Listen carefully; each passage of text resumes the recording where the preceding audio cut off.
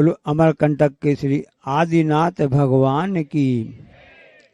गुरु नाम गुरु आचार्य ज्ञान सागर जी महाराज की। मूक माटी रचयिता आचार्य परमेश्वरी गुरुदेव की। पूज्य मुनि श्री चंद्र प्रभु सागर जी व निरामय सागर जी महाराज की।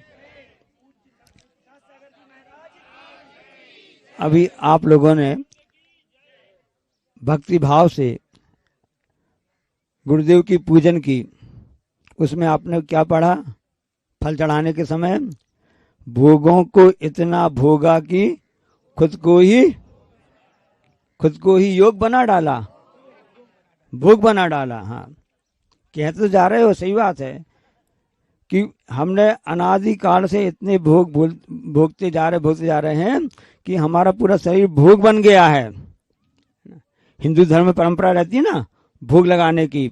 अपने इष्ट भगवान के मंदिर में जाते हैं, वहाँ भोग लगाते हैं इस भावना से कि भगवान आपको भोग इसलिए चढ़ा रहे हैं कि अब मुझको दोबारा भोगना ना पड़े, क्योंकि अनादिकाल से भोगते भोगते हमने अपने को खुद ही को भोग बना डाला। हम कभी योग की ओर नहीं आ पाए, इसलिए हम आपको फल चढ़ा रहे हैं कि हमको भाई योग प्राप्त हो जावे। योग तो हमेशा चलता रहता है, मन वचन काय की प्रवृत्ति को योग कहते हैं। हमेशा कर्म का आना तो हमेशा चलता रहता है। हम ऐसा योग प्राप्त करते हैं कि हम हमेशा निरोग हो जाएं। हमको ऐसा योग प्राप्त हो कि हमको कोई भी रोग ना हो। इसलिए जो अनादिकाल से हमारे साथ में जन्म जरा मृत्यु के जो रोग लगे हुए हैं वह दूर हो जावे। अकबर ने पूछा बीरबल से, बीरबल तुमने कोयला देखा है? हाँ जनापना है, हमने कोयला देखा है। कोयला कैसा होता है? सब जानते हैं, कोयला तो काला होता है। कुछ कोयला के धंधा व्यापार करने वाले भी यहाँ पर मेरी बात सुन रहे होंगे। कोयला काला होता है। तो उन्होंने कहा, अकबर ने कहा कि नहीं, कोयला सफेद लेके आओ। अब सफेद कोयला कहाँ से लाएं? अब बीरबल तो बीरबल हैं, उन्होंने अपनी बुद्धि दौड़ाई। उन्होंने कहा जनापना है 5 मिनट का समय दीजिए और हम आपके लिए सफेद कोयला लाकर देते हैं। बीरबल ने कोयला को जलाया। जलने के बाद में वह अंगारा बन गया और उसमें से जब बुझ गया, पूरा जल गया, तो उसमें से उसकी राख। अब कोयला की राख काले रंग का कोयला होता है, तो राख भी काली होनी चाहिए। कैसी राख मिली उनके लिए? सफेद मिली। उन्होंने कहा, बीरबल ने कहा जनापना है, आपने कहा था सफेद कोयला चाहिए है, ये लीजिए आपके लिए सफेद, आपके लिए जो आप मांग रहे थे, जो आपने मांग की थी, वे आपके लिए प्रस्तुत है। बहुत अच्छा, बहुत बढ़िया। कोयला काला था, सफेद कैसे बना? क्योंकि कोयला ने अग्नि परीक्षा दी, कोयला ने तपस्या की, कोयला ने तप किया। आचार्य महाराज जी ने एक दोहा लिखा हुआ है, बहुत ही अच्छा दोहा है। उसमें लिखा है कि तन मिला तुम तप करो, तन मिला तुम तप करो, तन यानी शरीर है। तन मिला तुम तप करो, करो कर्म का नाश, रवि शशि से भी तेज है तुम में दिव्य प्रकाश। रवि शशि से भी तेज है तुम में दिव्य प्रकाश।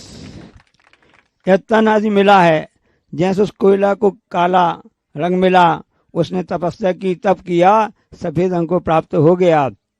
उसी प्रकार से कर्मों के कारण से यह जीव, यह आत्मा अनादिकाल से क्रोध, मान, माया, लोभ, वासना, कामनाएं, इच्छाएं, इन सभी कारणों से एक कालापन को प्राप्त हो गया है।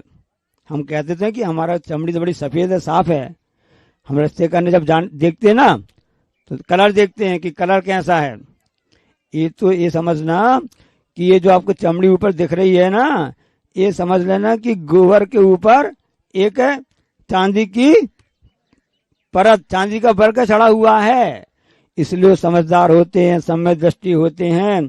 जो संसार में आए हुए हैं वो समझते हैं हमारी आत्मा अनादिकाल से काली है, उसको हम सफेद करना चाहते हैं। तब करने के लिए, उसके लिए एक ही उपाय है कि तब करो, क्योंकि पल रुधिर राज मल थैली की कस बसादते मैली, नव द्वार बहे घिनकारी, अस देह करे किमें हारी। पल रुधिर राजमल थैली, इस शरीर में रुधिर खून है, मांस है, मज्जा है, पीप है ना, कीकस बसंत मैली, और इसमें हमेशा पीप आदि हमेशा दुर्गंध हमेशा भरा हुआ है, ये उसका पिटारा है, ऐसे कहने लगते बात जब दिखता है, जबकि खुद तो शरीर का इसका पिटारा बना हुआ है। कीकस बसंत नव द्वार बहे घिनकारी, इस शरीर में से निकलने वाले से मल निकलने के 9 द्वार हैं। कितने द्वार हैं? 9 द्वार हैं, जिसे हमेशा यह निकलता रहता है। इसको तप में यदि आप तपा दोगे तो यह शरीर भी आपके लिए रत्न से पावन हो सकता है, और यह कर्म के नाश करने का आपके लिए साधन बन सकता है। इसी शरीर के द्वारा कर्म का बंध भी हो रहा है, इसी शरीर के द्वारा कर्म का नाश भी हो रहा है। सिर्फ भावों की बात है, परिणामों को संभालने की बात है। हम जितना परिणाम संभालेंगे उस हिसाब से होता रहता है। ताला वही है, चाबी वही है। कभी ऐसा आपने ताला देखा कि उसकी चाबी, खोलने की चाबी दूसरी हो और लगानी चाबी दूसरी हो? एक ही ताला, एक ही चाबी है। ये बात अलग है कि एक ही चाबी कई प्रकार की हो जाती है, 3 चाबी 4 चाबी हो जाती हैं, क्योंकि घर में कई सदस्य रहते हैं। तुम ताला लगा के चले जाओ, हम चाबी से आकर के खोल लेंगे, ये व्यवस्था कर लेते हैं। चाबी एक ही प्रकार की होती है, अलग प्रकार की नहीं होती है। लेकिन जब हमको खोलना रहता है तो हम उसके लिए क्लॉक वाइज इस तरफ घुमाते हैं, और जब बंद करना होता है तो एंटी क्लॉक मतलब घड़ी के। तो हमने जैसे बुद्धि से काम किया ताला को खोलने में, बंद करने में, ऐसी बुद्धि हमको यदि इस मार्ग में हम चलाएंगे कि किस कारण से हमको बंद होता है, किस कारण से हमारे लिए निर्जरा होता है, तो हमारे समझ में आ जाएगा कि हम वास्तव में कहाँ पर कैसे हैं, हम उस तत्व को प्राप्त कर सकते हैं। हम देख रहे हैं यहाँ पर मझगवा गांव के जितने गांववासी हैं, बड़े सज्जन दिख रहे हैं, माता बहन दिख रही हैं। इनको हम अच्छी एक बात बताना चाहते हैं। इनको सुबह से भक्ति खूब थी, ये सब गुरु के दर्शन करने के लिए तत्पर थे, क्योंकि पिछले बार जब यहाँ से जा रहे थे तो रात्रि विश्राम किया था और निकल गए थे। आज तो इन लोगों को पूरा अच्छे दर्शन लाभ इनको मिल रहा है। तो एक हम आपको अच्छा कथानक बताना चाह रहे हैं, सब लोग के लिए बताना चाहते हैं कि उनके रोका जा रहा था, आप आगे मत बढ़ो, अपना रथ आगे मत ले जाओ। क्यों? आगे खतरा है, ऑब्स्ट्रक्शन, गति अवरोध कर दिया ना, सावधान, खतरनाक रहता ना, पुलिया कमजोर है, स्लो ड्राइव, आप धीरे चलिए, आगे आपके लिए रास्ता है। स्पीड ब्रेकर लगा दिए जाते हैं या बीच में स्टॉप का लगा दिया जाता है। रस रोकने वाले कौन होते हो तुम? और आप ऐसे नारायण श्री कृष्ण का रस रोकने वाले कौन होते हो? सारथी ने कहा आगे आगे नहीं जा सकते हैं। जिनके मुकुट में मोर का पंख था ना, श्री कृष्ण भगवान आप लोग बोलते हैं ना, जो गायों का पालन करते थे और गाय का दूध पीते थे, और सबके लिए कहते थे कि गाय दूध खाओ, दूध पियो, मक्खन खाओ, घी खाओ, इससे स्वस्थ रहोगे। गांव वाले भी हम देख रहे हैं कि पूरे रास्ते में पूरा प्यारा का ढेर लगा हुआ था, और एक एक गांव के एक एक घर में गाय का पालन हो रहा था। ये तो सच्चे अर्थों में एक कृष्ण के भक्त हैं, राम के भक्त हैं, महावीर के भक्त हैं। और जब कृष्ण जी से उन्होंने कहा कि आप आगे रथ नहीं ले जा सकते हो, तो नहीं, हम तो रथ आगे ले जाएंगे, कोई बात नहीं। रथ आगे बढ़ता गया, श्री कृष्ण नारायण उसमें विराजमान थे, रथ आगे बढ़ता गया और धीरे धीरे दुर्गंध आने लगी, और दुर्गंध आते आते बहुत तेज दुर्गंध आने लगी। श्री कृष्ण जी ने पूछा दुर्गंध कैसी क्या आ रही है? इसलिए तो आपको नहीं किया जा रहा था कि आगे आप बढ़ने से रुक जाइए, आगे मत बढ़िए, अपनी रास्ता दूसरी बदल लीजिए। आगे उन्होंने जाके देखा तो रास्ते में कुत्ता मरा पड़ा था, पूरा शरीर गल गया था, पूरे शरीर में से उसके दुर्गंध आ रही थी और बहुत ही बदबू, पूरा ऐसा बादल पूरा विषाक्त हो गया था कि 1 मिनट क्या 1 सेकंड के लिए वहां खड़े होना मुश्किल हो गया था। श्री कृष्ण जी अपने रथ के साथ में वहां पर निकले और उन्होंने उस कुत्ते के लिए देखा किया जो कि रास्ते में मरा पड़ा हुआ था। इन सब के बाद भी श्री कृष्ण जी ने क्या बोले? आहा, उस कुत्ते के दांत दिख रहे थे, दांत बिल्कुल सफेद रंग के थे, चमक रहे थे। उन्होंने क्या बोला? श्री कृष्ण जी ने क्या कहा? अरे देखो इस कुत्ते के दांत तो कितने अच्छे, साफ, स्वच्छ और सफेद चमकीले दिख रहे हैं। हम आप होते तो नाक में उंगली रख लेते, रुमाल रख लेते, बड़ी दुर्गंध आ रही है, बहुत बदबू आ रही है, चींची करते और यहाँ तक कि थूक भी देते। लेकिन वहां श्री कृष्ण ने उनके लिए ऐसे भाव नहीं किए, उन्होंने उसको अच्छी दृष्टि से देखा। गुण ग्रहण का भाव रहे निध, दृष्टि न दोषों पड़ जावे।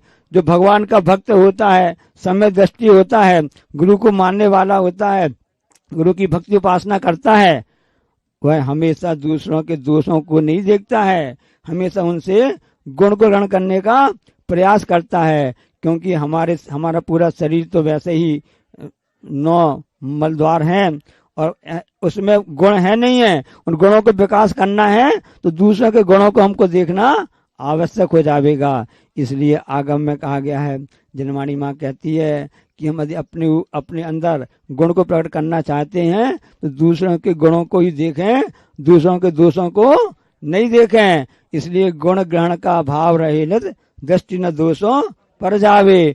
कोई बुरा कहे या अच्छा, लक्ष्मी आवे या जावे, लाखों वर्षों तक जीऊं या मृत्यु आदि आ जावे।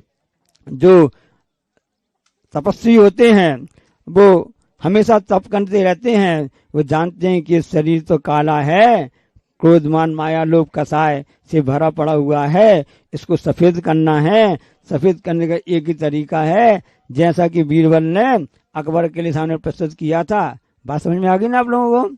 बस बहुत अच्छी बात है, इतनी बात बताना चाहते हैं, समझ में आना चाहिए ताकि हम उस बात को समझ सकें और अपने जीवन में उसको उतार सकें। इसलिए तन मिला तुम तब करो, करो कर्म का नाश, रवि शशि से भी तेज है तुम में दिव्य प्रकाश। ये आचार्य महाराज जी की द्वारा रचित बहुत अच्छा दोहा है। इतना ही आपके लिए सौंफ सुपारी के रूप में आपको दे दिया। एक ही दोहा पर्याप्त है। यदि भोजन करने के बाद में यदि आपने थोड़ी सी कोई भी पाचक टैबलेट है, सौंफ सुपारी खा ली, पूरा भोजन अच्छे से पच जाता है। एक गुरु महाराज जी के दोहा आपके लिए, एक छोटी सी टैबलेट जो दवाई और गोली होती है ना, ये आपके लिए काम करेगी तो आपका शरीर भी स्वस्थ रहेगा, मन भी स्वस्थ रहेगी और आपकी आत्मा भी स्वस्थता का अनुभव करती रहेगी। बोलिए अहिंसा परमो धर्म, जावाणी के ज्ञान ते सुझे लोकालोक, सुवाणी मस्तक सदा जित।